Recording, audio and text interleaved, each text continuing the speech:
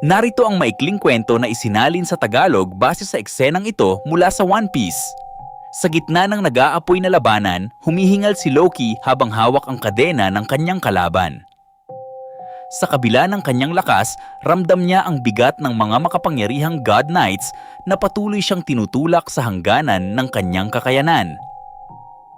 Ang pulang buhok ikaw ba talaga ay ibang tao? Tanong ng isa sa mga God Knights habang pinagmamasdan si Loki, tila may pagkakakilanlan sa anyo nito. Hingal na hingal si Loki. Mukha kang saglit siyang tumigil, ang kanyang mga mata puno ng puot at pagtataka. Mukha kang siya. Ngunit bago pa maituloy ang anumang pagdududa, tumugon ang isa sa mga God Knights, ang boses nito malamig at puno ng awtoridad. Tumigil ka, bastos. Wala kang karapatang malaman. Ang hangin ay puno ng tensyon. Habang nagkakaharap ang dalawa, tila may misteryong bumabalot sa kanilang koneksyon. Sino nga ba talaga ang nasa harap ni Loki? At ano ang lihim na pilit nilang itinatago? Sa gitna ng malamig at mapanganib na paligid, nanatiling mahigpit ang tanikala kay Loki. Ang kanyang galit ay tila isang naglalagablab na apoy sa loob ng kanyang dibdib, habang ang kanyang mga kalaban ay walang awang nagpapakita ng kapangyarihan. Ang pagkakaroon ng parehong mukha ay tiyak na kakaiba para sa iyo, banggit ng isang misteryosong figura.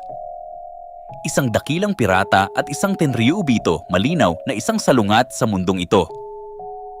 Napakapit si Loki, humihingal ngunit puno ng determinasyon. Ang piratang iyon, siya ang aking nakakabatang kakambal, ang kapatid kong matagal nang nahiwalay. Isinalaysay ng figura ang nakaraan. Minsan siyang bumalik sa banal na lupain, ngunit tila nagustuhan niya ang maruming mundong ito.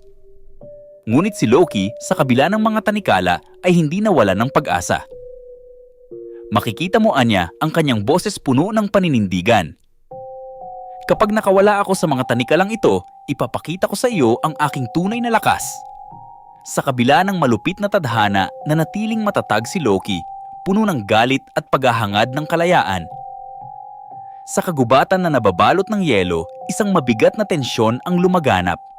Ang katawan ng higanting nilalang ay nakahandusay, nababalot ng mga sugat habang si Loki ay humihingal na tumayo sa harap ng kanyang mga kalaban. Nakita ko ang kapalaran ng aking kaibigan. Sigaw niya, ang boses puno ng puot. At ngayon, ikaw ang magdadala ng pasaning ito. Sa di kalayuan, isang figura ang nagsalita ng malamig. Alam mo ito, hindi ba? Tanong nito, tila ng aasar. Nakakapagod talaga pero hindi ko na kailangang madungisan pa ang sarili kong mga kamay.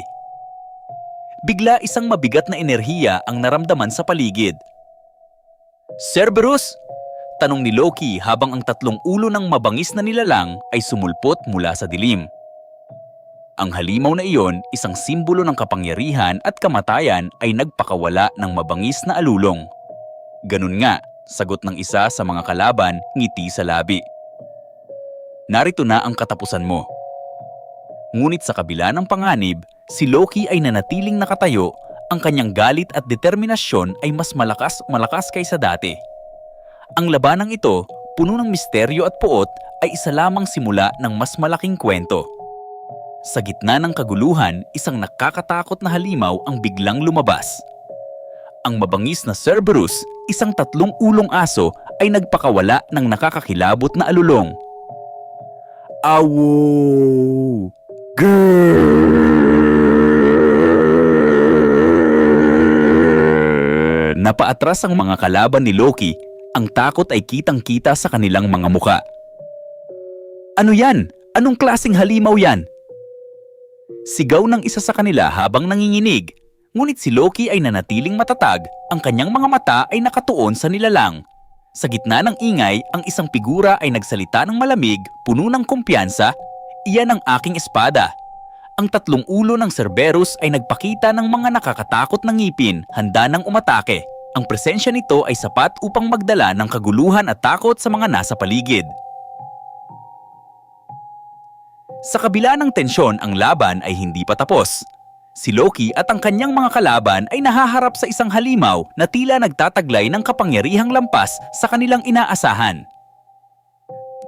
Sa gitna ng kaguluhan, ang halimaw na Cerberus ay nagpatuloy sa pagsugod. Ang bawat galaw nito ay nagdudulot ng matinding ingay at pagyanig sa paligid. Grrrr! Ang tatlong ulo nito ay nagwawala. Naglalabas ng matitinding tunog habang sumasalakay. Ano yan? Bakit ganyan ang halimaw na ito? Ang mga tauhan ni Loki ay mabilis na kumilos. Sa kabila ng kaguluhan, pinanatili ng kanilang pinuno ang malamig na kumpiyansa. Scramble! Utos niya, ang kanyang boses ay puno ng awtoridad. Agad namang sumunod ang kanyang mga tauhan, mabilis na nagtatago ng kanilang presensya at naghahanda ng lisanin ang lugar. Commander, itago natin ang ating presensya. Paalis na tayo, sabi ng isa sa kanila habang inaayos ang kanilang taktika upang makalayo sa halimaw. Ang Cerberus, bagamat mapanganib, ay tila hindi lamang isang sandata, kundi simbolo ng kapangyarihan ni Loki at ng kanyang kakayahang mangibabaw sa kahit anong laban. Huwag palampasin ang mga exciting na content. I-like, i-follow at i-share para lagi kang updated. Subscribe na sa Orakanime.